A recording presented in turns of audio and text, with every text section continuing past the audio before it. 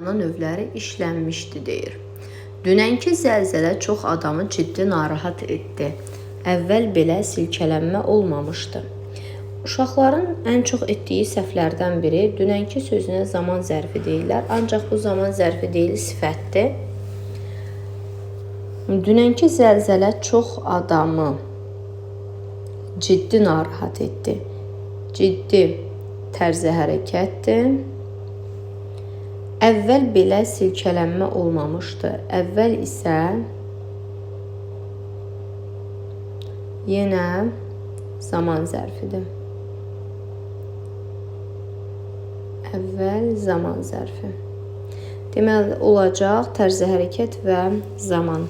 1 və 2 A variantı. Dünənki zəlzələ çox adamı ciddi narahat etdi. Əvvəl belə silkələnmə olmamışdı. Yer zərfi yoxdur. 3-ləri çıxacaq. Miqdar zərfi yoxdur. Burada çox adamı, çox sözü burada saydı. Ona görə də Y variantı da səhv olacaq. 29-a baxaq. Zərfi əvəz edən əvəzlik hansı cümlədədir?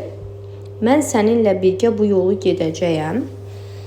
Burada ismi əvəz edən və sifəti əvəz edən əvəzlik var. Yəni, mən əvəzliyi, bu əvəzliyi, mən sənin ilə bunlar ismi əvəz eləyib, bu isə sifət əvəz eləyib.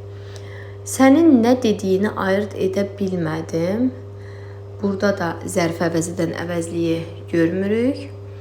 Kimsə tək başına bu işin öhdəsindən gələ bilməz.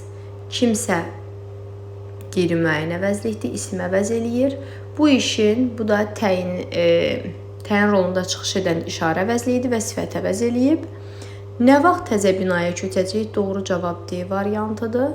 Çünki nə vaxt, nə zaman zərfin suallarıdır və sual əvəzlikləri bütün əsas nitq hissələrini əvəz edə bilər. Diqqətli olun, bütün əsas nitq hissələrini deyirəm. Elə mən də bunu deyirdim. Buradakı elə sözü isə ədatdır. Bunu isə ismi əvəz eləyib burada. Mən sözü də ismi əvəz eləyib burada. Yəni, mən bunu əvəzliyib burada ismi əvəz eləyib. Elə isə əvəzlik deyil, ədatdır. Doğru cavabımız oldu. Bir daha elan edirəm. D variantı.